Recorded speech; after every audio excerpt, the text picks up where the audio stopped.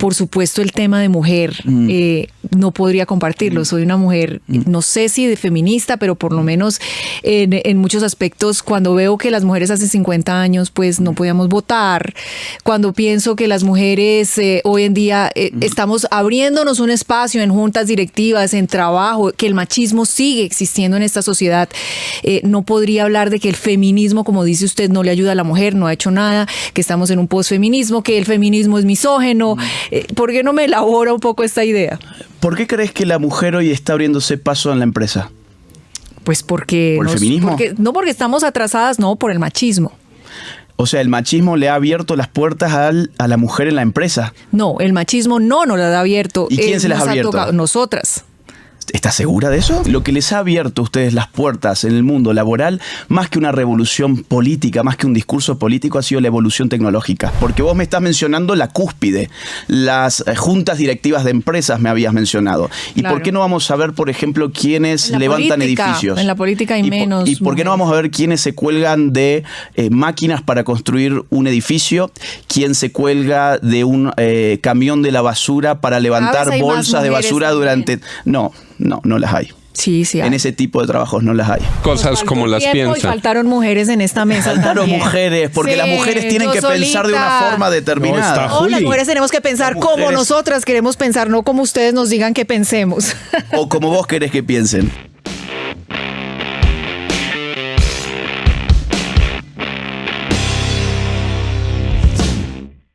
Les habíamos anunciado a nuestros oyentes y televidentes que hoy estaría con nosotros en cabina un gran invitado, y de verdad que es un inmenso gusto tener con nosotros a Agustín Laje, el famoso escritor, politólogo, intelectual, conferencista.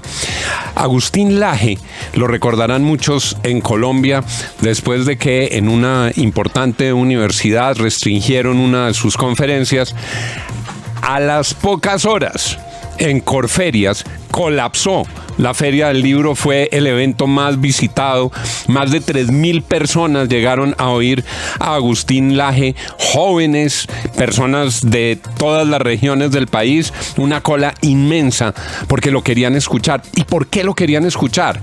Porque en un hemisferio donde se han oído a altísimo volumen y con muchísimos decibeles las voces que propenden por el socialismo del siglo XXI, por las izquierdas, por la izquierda radical, por las distintas formas de la izquierda en sus manifestaciones en los gobiernos de la región, un grupo de pensadores empezó a levantar la voz diciendo: ojo con lo que está pasando, ojo con lo que están diciendo, ojo con lo que están causando, ojo con la batalla por ese relato. Y Agustín Laje ha cobrado una enorme importancia como el pensador que escribió La Generación Idiota, como el pensador que escribió La Batalla Cultural, y ahora está lanzando su último libro, Globalismo. Qué gusto tener aquí en cabina a Agustín Laje. Gracias por venir, Agustín. ¿Qué tal, Juan? Bueno, gracias a ustedes por invitarme. Es un honor. Muchísimas gracias. En Colombia ya has tenido algunas presentaciones y tienes a Colombia en la mira de tus reflexiones también. Mira, la realidad es que Colombia se ha transformado en un lugar clave para lo que yo hago. Es bastante interesante porque yo en realidad vengo a dar conferencias a Colombia desde el año 2016, pero desde que Petro llegó al poder se ve que hay una necesidad mayor de este tipo de libros, de este tipo de actividades, de este tipo de discursos, conferencias, debates y demás. Entonces tengo una actividad bastante importante en Colombia en general. Vengo por lo menos 2 o 3 veces por año. En Argentina has seguido muy de cerca y has estado muy de cerca en todo el proceso de Javier Milei. ¿Cómo va Milei? Mira, yo tengo amistad con él desde el año 2015, 16 más o menos. Hemos dado conferencias juntos en la Feria del Libro de Buenos Aires.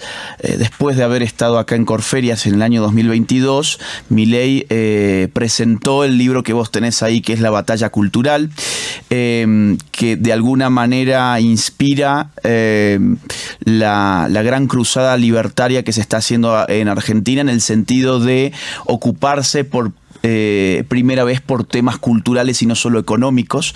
Por eso Milei constantemente dice hay que llevar la batalla cultural hasta sus últimas consecuencias. ¿Y cómo viene Milei? Bien, ya está domando la inflación, que es el principal tema en Argentina desde los últimos años.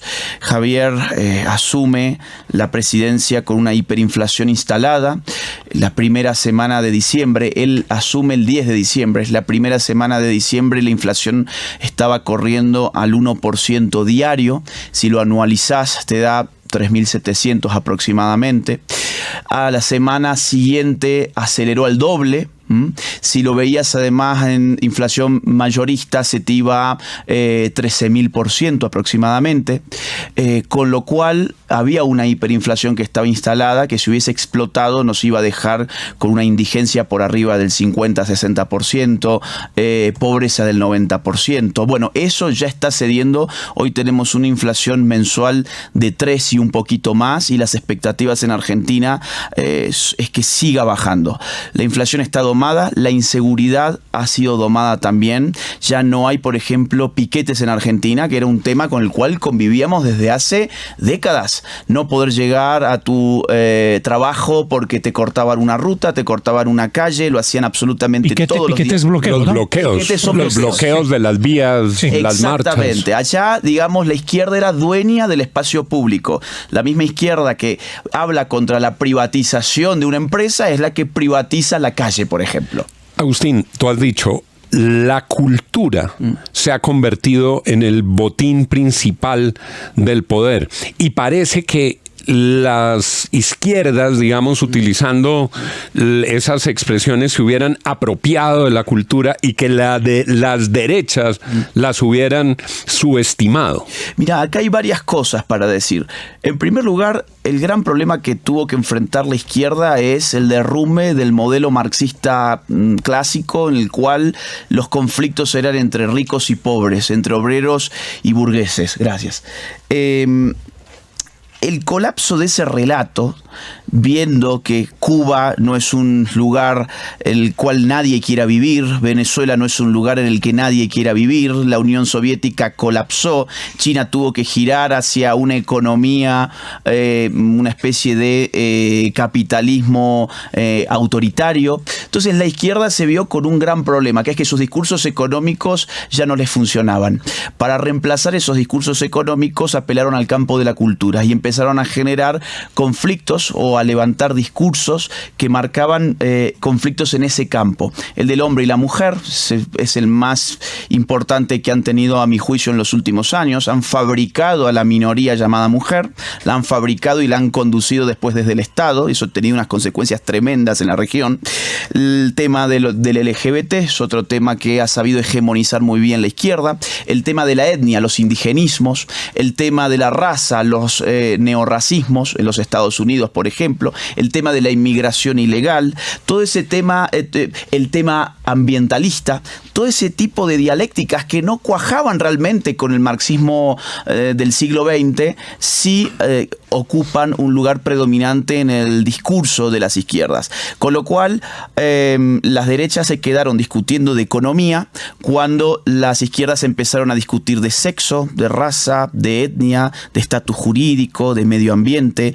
Hubo un cortocircuito muy importante, y las izquierdas, además, fuera del campo de la política, sin demasiadas expectativas a partir de los años 80-90, buscaron un resguardo sobre todo en academias, en universidades, en colegios, en fundaciones, en ONGs y en organismos internacionales.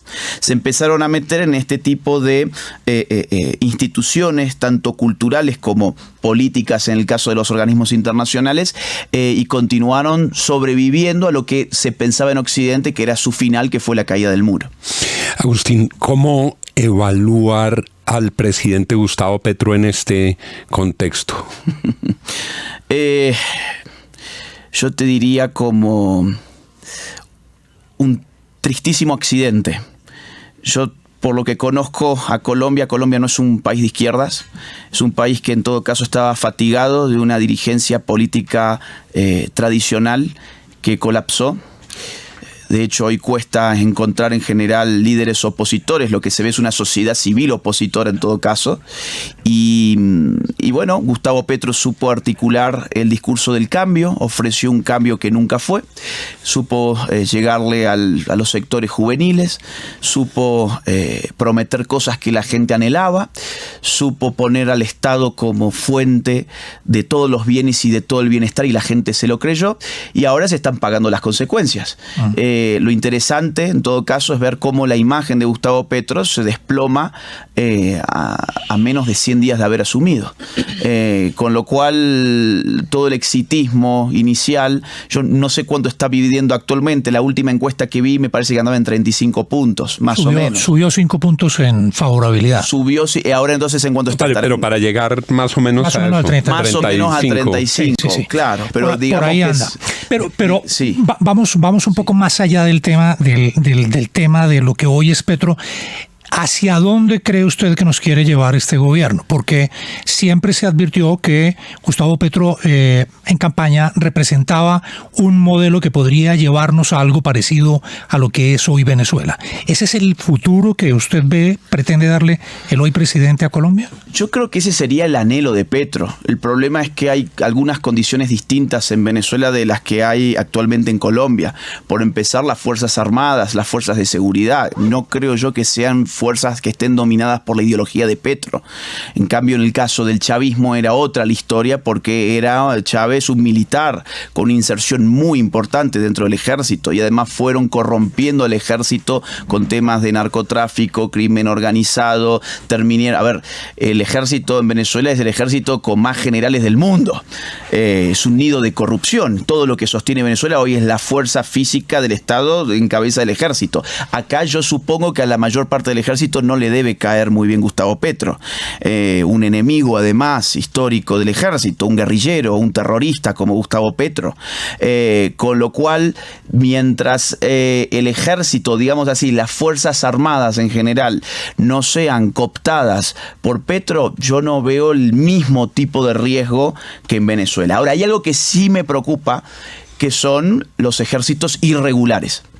El cuento del desarme de la guerrilla y la supuesta transición hacia la paz de Santos y demás, la gente acá sabe que eso es una farsa, y que siguen operando grupos guerrilleros y que han crecido durante el gobierno de Petro, y esa gente sí que podría responder eventualmente a Petro. Además, tengo entendido que aquí las masacres no han disminuido, sino que han aumentado, que la violencia política sigue siendo una realidad lamentable en Colombia. Entonces yo creo que el escenario es distinto en realidad. Acá el agente que a mí me preocupa es la guerrilla, la inactiva y la activa. Y lo que me preocupa en Venezuela es el ejército. Entonces son dos realidades un poco distintas, me parece.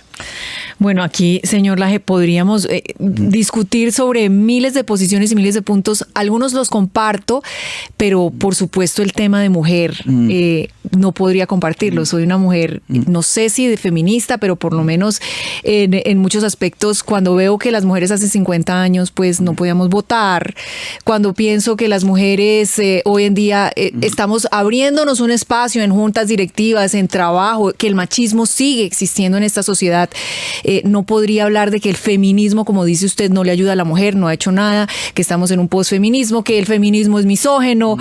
¿Por qué no me elabora un poco esta idea? ¿Por qué crees que la mujer hoy está abriéndose paso en la empresa? Pues porque... ¿Por el feminismo? No porque estamos atrasadas, no, por el machismo. O sea, el machismo le ha abierto las puertas a la mujer en la empresa. No, el machismo no nos las ha abierto. ¿Y quién se las ha abierto? Nosotras. ¿Estás segura de eso? Sí, claro. Yo no. Nosotras hemos abierto los caminos para generaciones incluso, y estamos todavía abriendo caminos para otras generaciones. Eso no es así. Lo que les ha abierto a ustedes las puertas en el mundo laboral, más que una revolución política, más que un discurso político, ha sido la evolución tecnológica, que ha permitido al ser humano emanciparse de la necesidad de la intervención del cuerpo, o sea, de la fuerza física. La mujer ocupó un espacio doméstico durante la mayor parte de la existencia humana, no porque a un hombre se le ocurriera que tenía que dominar a la mujer dentro de la casa, sino porque el tipo de trabajo físico y la diferencia biológica que existe entre el hombre y la mujer requería del hombre en un espacio público con un trabajo muy pesado, que no era un privilegio meterse a una mina, por ejemplo, no era un privilegio meterse a una fábrica inmunda del siglo XIX, no era un privilegio nada de eso, y ahora cuando la mujer se incorpora al mercado laboral, en buena hora se incorpora en un momento de la historia donde es un privilegio estar dentro del tipo de empresas que estás mencionando. Bueno, puede que tenga razón, pero aún así en desventaja, no siempre atrás. Es decir, votar, la posibilidad de elegir, la posibilidad de participar de los procesos democráticos es relativamente nueva para la mujer, ¿no? Sí, más o menos. Y no tiene nada que ver con la fuerza. Un siglo debe tener, un siglo y... No, el voto en Colombia es de 1957. Bueno, digamos que ya han pasado varias décadas. Y eso está muy bien. O sea, digo, no me malinterpreten, yo no diría que la mujer no tiene que votar. Por supuesto que tiene que votar. Lo que sí yo diría es que las asimetrías favorecen y perjudican de ambos lados de la historia, porque vos me estás mencionando la cúspide, las juntas directivas de empresas me habías mencionado. ¿Y claro, por qué no vamos a ver, por ejemplo, quiénes levantan edificios? En la política hay menos. ¿Y por qué no vamos a ver quiénes se cuelgan de máquinas para construir un edificio? ¿Quién se cuelga de un camión de la basura para levantar bolsas de basura durante...? No las hay. Sí, hay. En ese tipo de trabajos no las hay. Hay mujeres manejando. En Colombia sí las hay.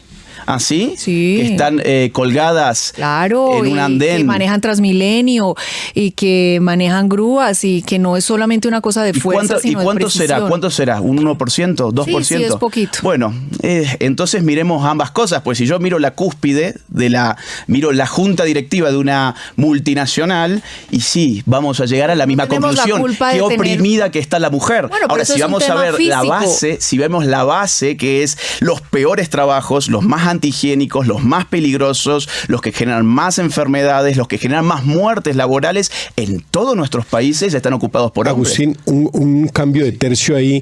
Una cosa importante, yo lo escuchaba ahora diciendo que en la derecha, digamos, se concentró en teorías del mercado, de economía, y dejaron de lado una cosa que, si bien no soy experto en su obra, que Axel Kaiser escribe como la neoinquisición, en un ensayo que digamos que ha sido bastante influyente, y es que la derecha olvidó lo que estaba pasando en la opinión pública, olvidó las redes sociales, olvidó lo de los influencers, tiktokers y toda esta fauna que cada día determina más el rumbo de la sociedad. En Colombia eso es igual, eso sea de la misma manera. La economía y la derecha se ligaron y la izquierda se apoderó de la formación de la opinión pública. En el caso de Colombia, la derecha estuvo marcada por el problema económico y también por el problema de la seguridad. Mientras el conflicto guerrillero estaba al rojo vivo, la derecha gobernaba en Colombia, presidía el país. ¿Por qué? Porque la gente sabe que cuando tenés una guerra intestina, mejor que pongas a alguien que haga mano dura y que sepa enfrentar ese conflicto. Ahora, cuando se desactivó todo esto, supuestamente, ya empezamos a ver el avance de otro tipo de izquierda en el país. En efecto, lo que la derecha se ha dedicado es a hacer cuentas, mientras su enemigo, la izquierda, hacía cuentos. Y el problema entre las cuentas y los cuentos es que los cuentos son mucho más atractivos que los números. La derecha te muestra gráficos, te muestra porcentajes, te habla de la inflación mensual, como acabo de hacer yo, por ejemplo, hace un rato, te habla de PBI, te habla de un montón de cosas que en general la gente no sabe. Pero la izquierda viene después y te dice: oiga, mujer, usted está siendo oprimida por culpa del machismo, como escuchábamos recién acá justamente, y eso es muy atractivo. Eso es muy atractivo, es mucho más atractivo que estar poniendo gráficos y números. Y eso ha tenido un impacto formidable. De hecho, por ejemplo, cuando hoy vemos el problema de la derecha con la mujer, es impresionante. El problema está en Estados Unidos, la votante mujer es mucho más demócrata que republicana. En el caso de Argentina, el único tipo de votante, sociológicamente hablando, que Milei no pudo llegar es el público femenino. La derecha en Chile, José Antonio Kast, todavía peor la tiene con la mujer en Chile. Con lo cual, Vox, Abascal en España, también tiene un problema con el votante femenino. Y el votante femenino en realidad no era de izquierdas. Se convirtió de izquierdas cuando ese tipo de discurso, que no es otra cosa más que la reedición de la dialéctica explotador y explotado típicamente marxista, ahora ya no mirando la cuenta bancaria, sino los genitales de la persona, cuando hizo mella, cuando eso fue instalado en la opinión pública, el público femenino se izquierdizó. Agustín, Y eso es reciente. Yo le quiero preguntar por el populismo y quiero referirme a Levitsky y a Ziblatt porque ellos hacen un análisis muy importante sobre lo que pasa en América Latina y dicen que al final los populismos de izquierda y de derecha terminan siendo lo mismo y son estos líderes que se venden como mesías contra el status quo, contra la élite, que terminan, digamos que proponiendo soluciones efectistas, y uno podría hacer equiparaciones en ese sentido entre Petro y Milei o Bukele. Bukele con todo el tema de la seguridad en las cárceles, pero con una disminución en otras cosas muy importantes para los derechos humanos. Milei con economía de mercado, pero cuestiones importantes para la libertad de prensa. Y bueno, Petro ya sabemos. ¿A usted no le parece que al final terminan pareciéndose mucho esos populismos? No. A ver, en Argentina no hay ningún problema con la libertad de prensa. Vemos a Milei todos los días atacando a la prensa. Durísimo, lo vimos ayer, este fin de semana. Responde a la prensa, y eso no es atacar la libertad de prensa. La libertad es poder hablar desde tu micrófono, desde tu radio, desde tu televisor. No es que, pero en eso, vos, en nombre de la libertad de prensa, nadie te puede decir nada. Pero en eso fíjese que en eso sí se terminan pareciendo Milei y Petro, porque lo que dicen los líderes sí importa, y el discurso que generan los líderes termina teniendo repercusiones. Nos dijo muñecas de la mafia, ¿no? A las periodistas. Bueno, pero eso ya es una calumnia. Sí, pero no, es que hay una diferencia una importante. Tutela y la negaron, ¿no? Bueno, eso es pero yo no diría que eso es que te está restando libertad de prensa, sinceramente. Es decir, no me gusta Petro, es evidente, no quiero hablar a favor de Petro, pero que Petro insulte a un periodista machista, no me parece con las machista. Mujeres. ¿Cómo? ¿Quién? Con las mujeres. ¿Petro? Claro. No sé, según ¿a qué le llamamos machismo? ¿Por qué no dice muñecos de la mafia en general el periodismo? Está señalando a las mujeres específicamente. Y si dijera muñecas de la mafia, que aquí tiene una connotación terrible en Colombia. Bueno, será, mirá, no sé por qué no le escuché eso, pero más allá de eso, vamos al punto. Todo depende de a qué le llamemos populismo.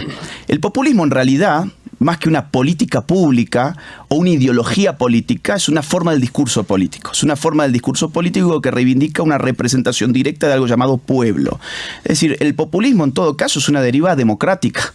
Nos guste más o nos guste menos, la democracia requiere de un sujeto abstracto llamado pueblo que se interpela y que se busca representar.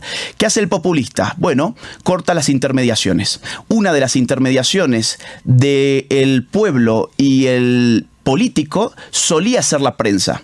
Solía. Afortunadamente ya no lo es más. Afortunadamente hoy tenemos redes sociales para que la gente directamente pueda esbozar de manera pública y abierta sus opiniones. Ahora, el problema con los periodistas es que se han creído el cuento de que son el cuarto poder. En realidad no son ningún cuarto poder.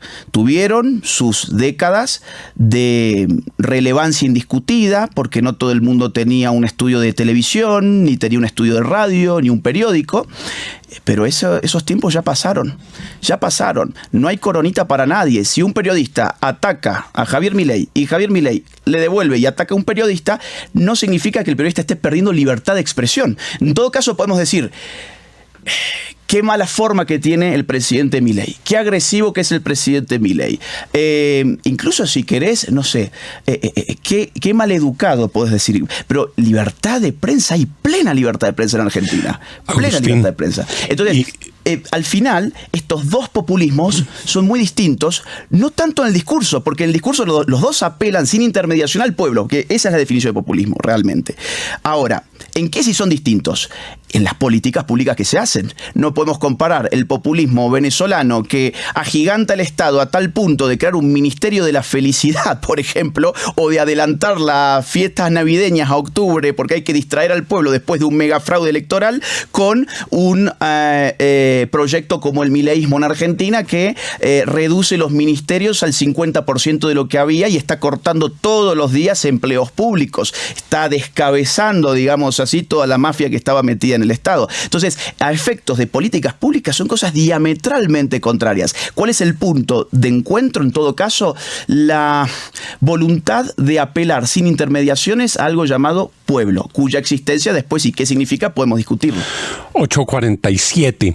Y lo otro que está ocurriendo globalmente, Agustín, es que estos aparatos, los teléfonos celulares, yo coincido en esa aproximación, empoderaron a los ciudadanos porque cada uno es libre de expresar su pensamiento a través de su aparato celular y no le tiene que pedir permiso a nadie. Exacto. Para recibir o para emitir sus mensajes. Agustín Laje está en Colombia lanzando su último libro, Globalismo. Está recién salido, está calientica la tinta, Agustín. Salió hace 5 días. Está calientico. Caliente. Es un libro, bueno, un poco voluminoso, tiene 600 páginas.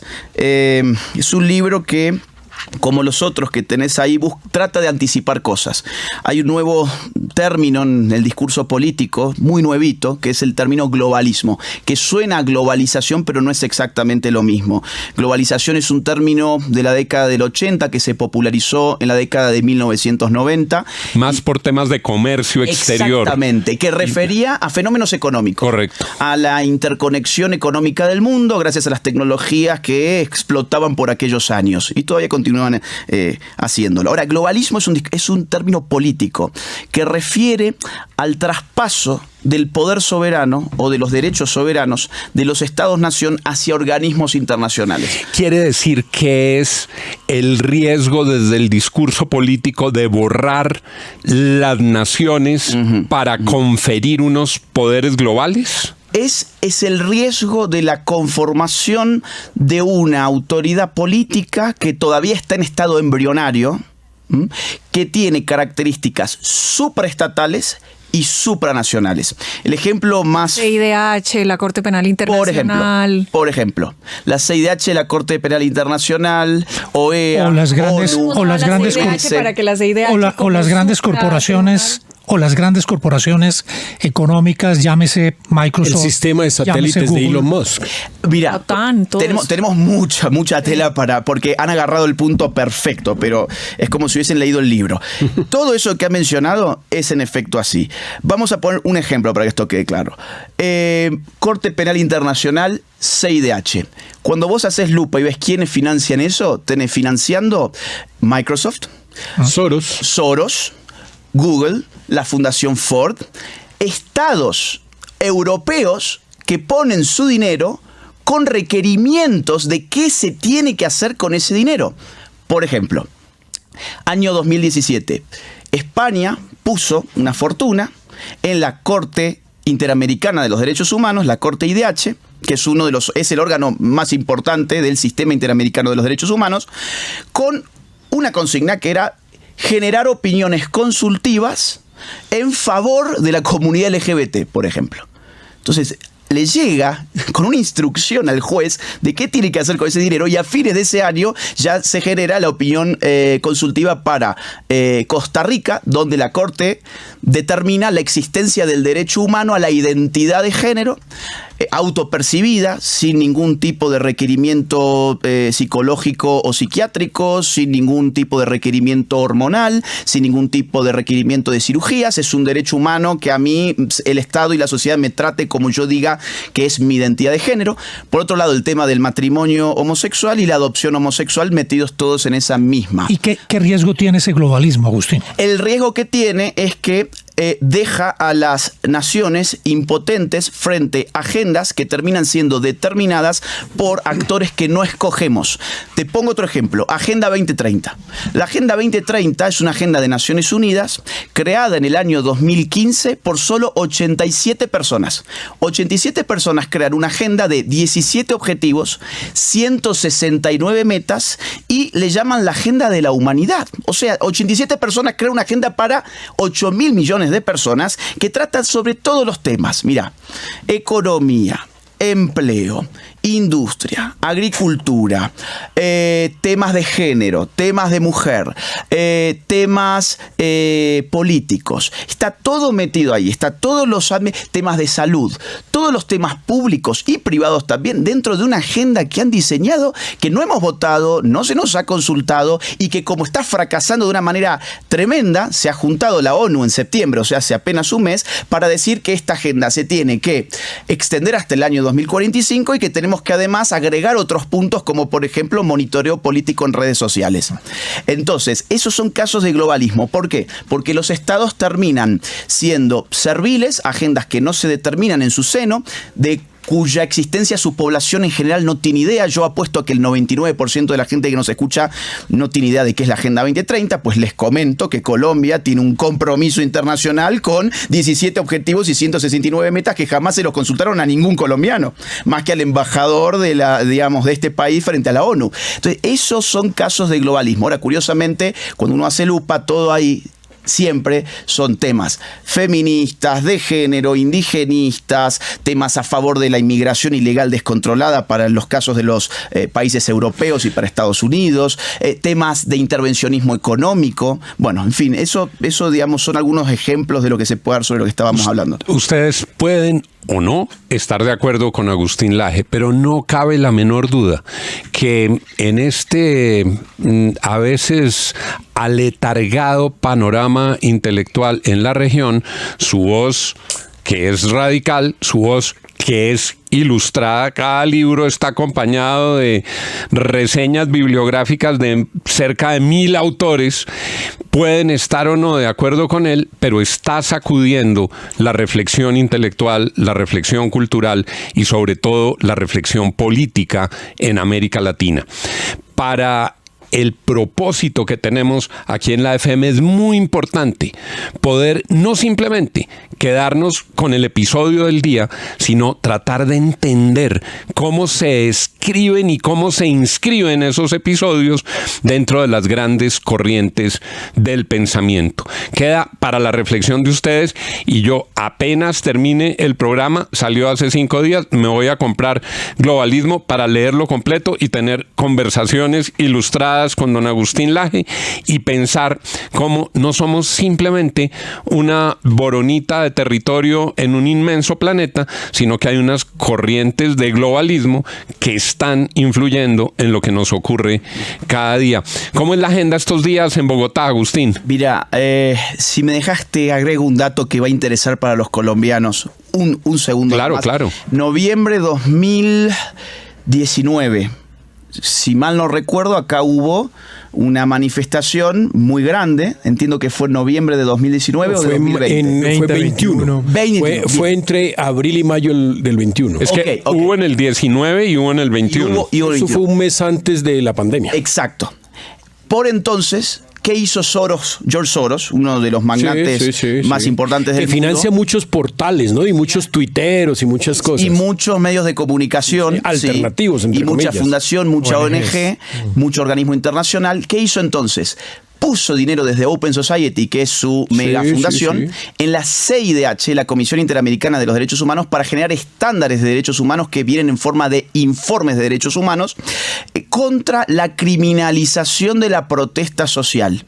¿Y a qué remite el caso colombiano? ¿Para qué? Para evitar, para atar las manos de los policías, de las fuerzas del orden, para que tengan terror, tengan pavor de poner orden cuando un desquicio político de esas magnitudes se suscita. Entonces, frente a la CIDH, por ejemplo, hoy reprimir en una manifestación violenta a un manifestante violento sería herir sus derechos humanos. Bueno, eso lo ha logrado, por ejemplo, solo a través de la CIDH. Un dato, Soros hace 3 meses, lo dijimos aquí, entró como accionista, todavía no se sabe si en qué calidad de accionista, de la revista Cambio. ¡Wow! Y eso es un poco lo que está investigado acá en este libro. ¿Cómo es mi agenda? En realidad vengo de Cali, tuvimos unas conferencias multitudinarias. Aquí en Bogotá tengo esta tarde una conferencia, pero es privada, porque es para lectores de Busca Libre que han organizado esto. Ya pasado mañana me tengo que ir a hacer gira a Estados Unidos, con lo cual la agenda ya seguirá por otras vías, pero espero poder volver a Bogotá para ya hablar sobre este libro en la Filbo. Ojalá que me inviten, esperemos. Tiene el público garantizado. Y si me invitan, iré, claro. Así que eso, por ahí vuelvo en mayo del año que viene. Agustín Laje, gracias por haber aceptado esta invitación. Gracias por haber dejado el debate puesto sobre la mesa. Muchas horas de discusión, muchas aristas, y gracias por decir las cosas como las piensa. Y faltaron mujeres en esta mesa. Faltaron también. mujeres, porque las mujeres tienen que pensar de una forma determinada. No, Las mujeres tenemos que pensar como nosotras queremos pensar, no como ustedes nos digan que pensemos. O como vos querés que piensen. No.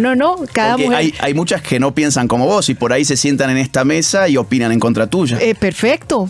Y entonces el sexo Buenísimo. es irrelevante para la opinión. Buenísimo. 8:57. Les aseguro que en el break va a terminar, va a tener una segunda ronda esta conversación Está reventado, entre Darcy está reventado el chat, y Agustín Laje. Así es, todos los mensajes de nuestros oyentes. No quiero que cierres este video sin antes contarte que mi más reciente libro, titulado Generación Idiota, ya se encuentra disponible en las más importantes librerías de toda América y de España también. Además, podés encontrarlo a través de Amazon en el link que te dejo en la descripción de este video. Mi trabajo se financia única y exclusivamente a partir de las donaciones libres y voluntarias de aquellos que valoran mi trabajo. Si quisieras colaborar económicamente conmigo, te invito a hacerlo uniéndote en mi comunidad de Patreon, siguiendo el link que se encuentra en la descripción de este video, o bien uniéndote a la comunidad de YouTube haciendo clic en el botón Unirse. Si no pudieras colaborar económicamente, no te preocupes, hay muchas otras formas de ayudar. Por ejemplo, difundiendo este video, poniéndole like, dejando tu comentario, suscribiéndote a este canal y activando la campanita.